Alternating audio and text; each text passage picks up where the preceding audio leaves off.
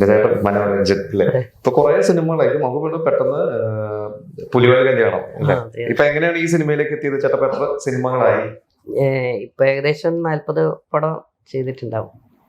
ഞാൻ രാകേഷ് മുഖേനയാണ് ഈ പടത്തിലേക്ക് എത്തുന്നത്. തയ്യൽ മെഷീനിൽ വരുന്നത് രാകേഷ്. ഞാനൊരു ഷോർട്ട് ഫിലിമാണ് ആദ്യം ചെയ്യുന്നത്, ഞങ്ങൾ മലപ്പുറത്തുനിന്ന് അല്ലേ. അത് കഴിഞ്ഞ് പിന്നെ പട്ടാപ്പകലില് അസോസിയേറ്റ് ഡയറക്ടർ ആയിരുന്നു. അപ്പൊ അതിലൊരു ക്യാരക്ടറോടെ ചെയ്തു. പിന്നെയാണ് ഇതിന്റെ അകത്തേക്ക് വരുന്നത്. ഇതിനു മുമ്പ് നൻപകലില് ഉണ്ടായിരുന്നു, നൻപകല് ചെയ്ത് പുലിവാൽ കല്യാണം നമുക്ക് ഓർമ്മ വരുന്നല്ലേ? അതിലെന്തെങ്കിലും ഒരു മെമ്മറി ഉണ്ടോ പുലിവാൽ കല്യാണത്തിന്? ഇപ്പോഴും ആ സീനൊക്കെ ഇപ്പോഴും ടയർ ഉരുട്ടിക്കൊണ്ടുപോകുന്ന അത് 2003 നമ്മളവിടെ പാടിവട്ടത്തായിരുന്നു ഷൂട്ടൊക്കെ. അവിടെ ഒരു സെറ്റ് ഇട്ടിട്ടായിരുന്നു. ഷാഫി സാറ്, ഞാനൊരു കോമഡി പ്രോഗ്രാം ചെയ്തിരുന്നു ഏഷ്യാനെറ്റിൽ, നോ കമൻസ് പ്ലീസ് എന്നിട്ട് 2000-2001. ആ സമയത്ത് ഞാൻ ഷാഫി സാറെ നേരിട്ട് കണ്ട് ചാൻസ് ചോദിച്ചതാ.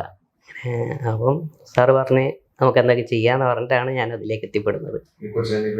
അതെ അതെ അതെ അതെ. എന്തായിരുന്നു ഡയലോഗ്? ഇത് എന്റെ ടയറാണെന്നാണ്.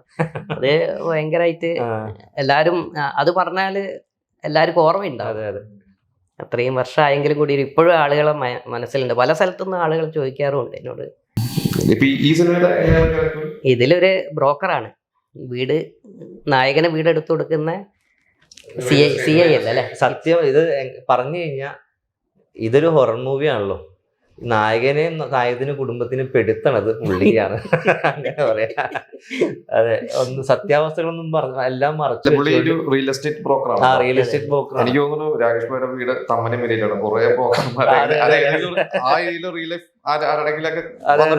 പിന്നെ അങ്ങനെയൊക്കെ കണക്ട് ആയിട്ടുണ്ട്. കാരണം ഈ ബ്രോക്കർമാരുടെ മെയിൻ പരിപാടിയാണ് കമ്മീഷൻ കിട്ടാൻ വേണ്ടിയിട്ടുണ്ടല്ലോ. എങ്ങനെയും കള്ളത്തരങ്ങളൊന്നും പെടുത്തും. വലിയ വീടൊക്കെ ചെറിയ വാടക കിട്ടുമ്പോൾ നമ്മൾ ചിന്തിക്കണില്ല എന്തുകൊണ്ട് ചെറിയ വാടകയ്ക്ക് തരുന്നു എന്ന് ചിന്തിക്കണില്ല. അങ്ങനെ ചിന്തിക്കാണ്ട് പെട്ടെന്ന് അപ്പൊ ബ്രോക്കർമാരിൽ കാരണം ഉണ്ടാവും. കാരണം സാറ് പോലീസ് ഓഫീസർ അല്ലേ, അപ്പൊ അതുകൊണ്ട് അവർക്കൊരു പോലീസ് ഓഫീസർ ആവശ്യം, അതുകൊണ്ട് ചെറിയ വാടകയ്ക്ക് തരുന്നു എന്ന് പറയുമ്പോൾ അവരും പൊങ്ങി. അങ്ങനെ അബദ്ധത്തിൽ അടിക്കുന്ന ആളാണ് ഞാനിവരെ പെടുത്തി ഞാൻ രക്ഷപ്പെടില്ല. പിന്നെ നമ്മുടെ സോഷ്യൽ മീഡിയ വിഷ്ണു കൊച്ചിക്കാരൻ അല്ലെ, ഇപ്പൊ സോഷ്യൽ മീഡിയയിൽ നിറഞ്ഞു നിൽക്കുകയാണ്. ഇപ്പൊ ഈ ഒരു സിനിമ ശരിക്കും കുറച്ചു കാലം മുമ്പല്ലേ ഷൂട്ടിംഗ് ഒക്കെ? അപ്പൊ എങ്ങനെയാണ് ഇതിലേക്ക് എത്തിയത്? ഞാൻ ആക്ടിങ് ഇത് പഠിച്ച് എല്ലാ കാര്യങ്ങളും ആർട്ടിസ്റ്റായിട്ട് 10-35 സിനിമകൾ ചെയ്ത് ഞാനൊക്കെ പഠിച്ചിരിക്കുന്ന സമയത്താണ് നമുക്കറിയാം പഴയ സുഹൃത്താണ്. പുള്ളി ആദ്യം എനിക്ക് പട്ടാപ്പകൽ എന്നൊരു സിനിമയിൽ പുള്ളി അസോസിയേറ്റ് ചെയ്ത് പഠിച്ചെനിക്ക് നല്ലൊരു സീൻ തന്നായിരുന്നു.